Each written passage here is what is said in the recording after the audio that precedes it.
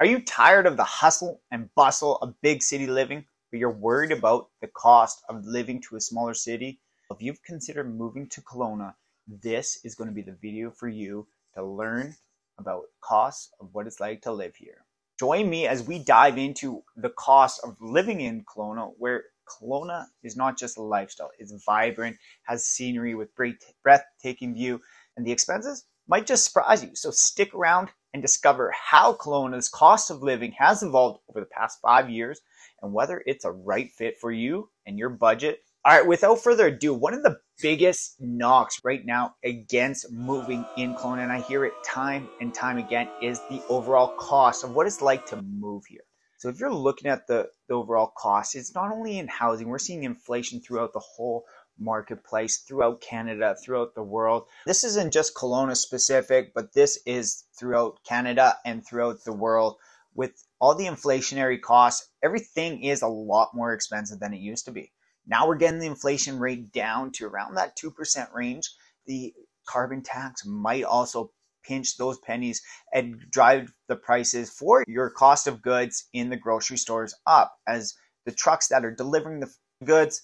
But anyways, looking at the cost of what it is to get a jug of milk, you're ranging anywhere from, for a liter, anywhere from $2.50 to $3 normally is what I've been finding for the milk. We've seen some on sale and then some a little bit more expensive depending on whatever the quota is doing at the time. And when you're looking at a loaf of bread, what is normally the two loaf of bread just for your basic whole wheat loaf, now though that's ranging anywhere from $3 to $4 on it. They're definitely seeing the increase in cost hitting just even the simplest goods is milk and bread. When you look at wine, a good bottle of wine, you can expect to pay around $20 for it. Mid to average is you can get as cheap as $15, especially for BCVKA, but you can all the way up to as high as you want to expend. Groceries overall in Kelowna will depend really on what items you're buying and where you're shopping. You can obviously find better prices in different stores than other ones, but the prices are normally going to be a little bit cheaper than what you'd find in Vancouver and in Toronto. If you're moving from one of those big cities, the cost of what you can purchase here is probably going to be either similar or less than what you're looking for. But if you're moving from another smaller city, like somewhere in the prairies, Manitoba, you're going to be experiencing maybe a higher cost of what it is to purchase these goods. So as you're moving here, and if you're coming from Alberta, you're going to notice a difference in the sales tax. Okay, so there's a 5% GST, which is government of Canada's GST on everything. But when you pay the PST, you're going to see a higher rate than what you would see in Alberta, Saskatchewan, and other provinces. 7% PST on most goods here in British Columbia. They call it the sunshine tax. Weather, BC also means bring cash. When you're looking at the gas, this is something that has been changing a little bit. We saw it during the pandemic, supply and demand. We saw it increase during the high inflation periods all the way up to $2. Right now, currently around that $1.60 a liter. If you go to Costco, you can get it down to $1.51. But so we are seeing it, and it hasn't really varied a whole lot. We'll see if in the summer market, if it does change. But right now, you can expect to pay about $1.60 per liter for your gas. When you're planning to go out for a night out, you're going to end up, if you've got a couple, obviously it's going to depend on what you order, what kind of food you order, and how much you drink. But you can often expect the average night out in Kelowna is going to be $97 per couple. So you're going to range from, like for a plated meal, you're going to see it anywhere range from $30 to $40. If you go on the higher end places or places that are less frequently traveled, you can expect to pay about $50 per plate for meals there. So depending on where you're moving from and what your normal go-to restaurant is, that is what you can expect to pay before tip, but including one drink. For a dining out for a couple, enjoying a meal at a mid-range restaurant will cost approximately just around $100 Canadian. This is for a 3-course meal. This is going to include appetizers, main course, desserts, and possibly a couple drinks. But keep in mind, the prices are also going to depend on the restaurant's location and depending on how upscale the cuisine is. Getting to the restaurant, you're going to see transit costs in Kelowna vary by the modes of transportation. We're just seeing Uber take off here. Uride is one of the better platforms if you are looking for transportation and not going with the normal taxi situation. Taxis can be quite expensive as you base everything on the time capacity and distance traveled. Average taxi ride cost for us is normally around $30. But anytime we did use it, it is a very costly one and it makes it tough. And so you maybe want to make sure if you are going for that night out with a couple, make sure you have a designated driver or you plan to take Uber or Uride.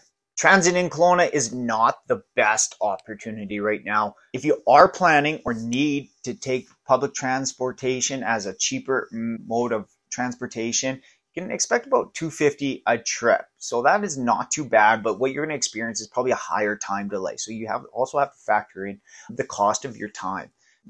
It depends on where you're getting picked up from and where you're getting dropped off from, but transit is getting better in Kelowna and West Kelowna. However, it is still not what it is like in Vancouver or Toronto. Kelowna is still a drive city and you still need a vehicle to drive in city.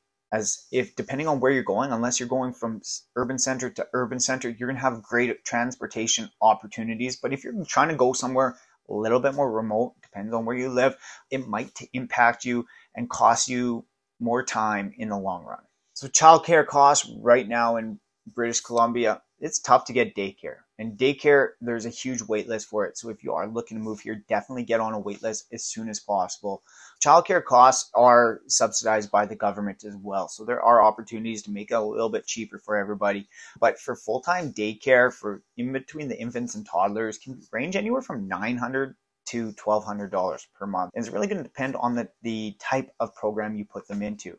There are different lower ranging options, anywhere from $600 to $900 in range. If you do find one in a house, you might be able to get different pricing. Even just a preschool part-time daycare designed for the ages of 3 to 5 can estimate anywhere from $300 to $600 per month, depending on how long they're planning to stay and the curriculum that they're in.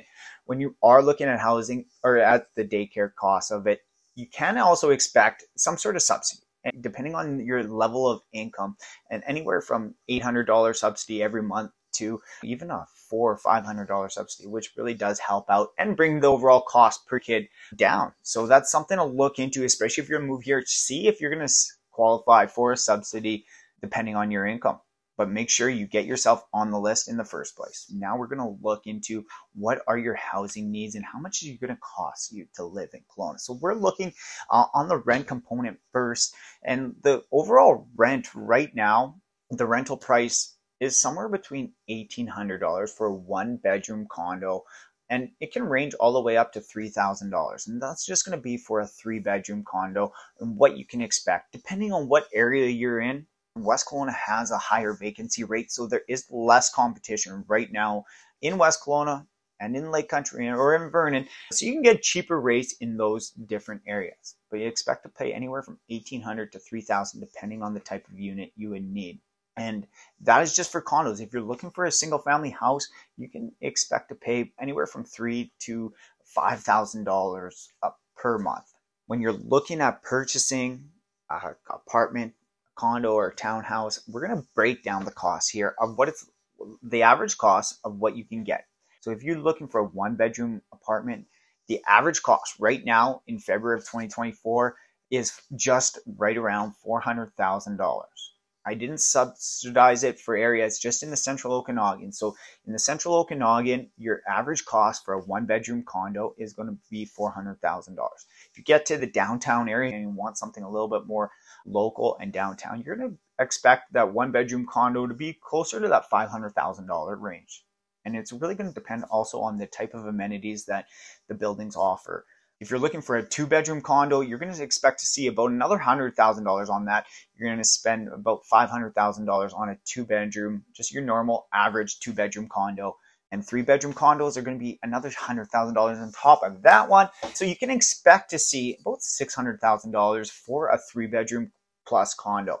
That range, though, it does have a higher range. So you can expect to see it from anywhere from $600,000 up to $900,000 for a 3-bedroom. As you get higher in the amount of bedrooms, they don't build them as much. The developers are really going to smaller units so they can fit more units and sell more units overall and increase the overall bottom line for them. So that's something to look at. There's not a whole lot of 3 bedrooms out there on the market, especially at the apartment stage. Something to consider, and that's why they go for the higher range. If you're looking at the townhouse market, you can expect to see your average townhouse around $700,000. That's what it is selling for right now in the current marketplace. And if you want to move into a brand new townhome, you can expect anywhere from $800,000 to about $950,000 to $1 million range for a brand new. These townhomes are going to offer you new home warranty, and you're going to have it all. And they're in the downtown core areas. So very walkable, very close to work, restaurants, cuisine, that sort of thing. Really just depends on what you're looking for. And single family homes. All right. So these ones are the average right now. What's selling in 2024 is right around $1 million. So that's the average sale price of what homes are selling. So you're going to see home prices, even if you look at it, home prices of $2 million, $3 million, $4 million, higher end properties. Average sale price of what's actually selling for 50 currently. And so you're going to look at it and you're going to see homes, single family homes, be as low as about $700,000. That's where they're starting at. And there's different opportunities to get in the market. If you go to Rutland, you can expect somewhere around $800,000 to $900,000 for your average home. It does have a little bit higher land value. Those properties are ranging all the way up to $1.5 million for really just the land. All right. And then as we're getting into it, obviously with housing, you're going to see some property tax. You're also going to see property transfer tax. So generally speaking, for a property transfer tax, it's the provincial regulation, which we're starting to see a little bit more softening on it in terms of the BC budget just announced. They're going to grant some grace to first-time home buyers. But if you are purchasing something in the $500,000 range on property transfer tax, you're going to expect to spend or pay about $8,000 on it. So on $1 million purchase, if you take the average single family home, you're going to be paying around $16,000 in property transfer tax. There's not a really good any way around it unless you go to leased land, and that would be mainly in West Kelowna on the West Bank First Nation land. Property taxes will range depending on the type of property you own, how much land you have, and if you're in an apartment. But you can roughly expect to pay about $2,000 to $3,000 in property taxes. You'll also get, if you occupy the home, you can apply for additional benefits and rebates from it as a single family, as your principal resident. And also if you are a senior, you will also get additional benefits. So you can roughly spend anywhere, depending on the location, $3,000 to $5,000 for a house, a larger house with land. And moving into those condos, so you also factoring in the cost of moving into one of those condos, you can expect to pay about between $300 $200 a month in strata fees is roughly going to be a fairly cheap strata fee on these townhomes and apartment buildings, but it'll also range anywhere all the way up to, we're just down on board in there, and one of the properties was $600 a month in strata fees and didn't really offer a whole lot other than beautiful landscaping. So there are definitely a range in different types of strata fees and what you would pay in different areas. So that's something to factor in with your value. All right, so there you have it. We've looked at the cost of what it's like living in Kelowna. If you do have any questions on what it's like living here, if you do have costs of want to see what it's going to cost for you specifically, maybe you're a family, maybe you're a single person, costs are going to be different depending on your type of lifestyle and how you want to live. So reach out if you do have any questions. I love to personalize the information specifically for you. Hey everybody, it's Mark Coons here with Selling Kelowna Real Estate Group, and we're looking at the cost of what it's like living in Kelowna. So if you're looking to move to here from either from big city, Vancouver or Toronto, we're going to go over the different costs of what it's like living right now in Kelowna. If you do have specific questions, feel free to reach out. Everybody has a different scale of living they want to live in. So if you have a higher end taste, let's dive in, and you're going to expect to pay maybe more.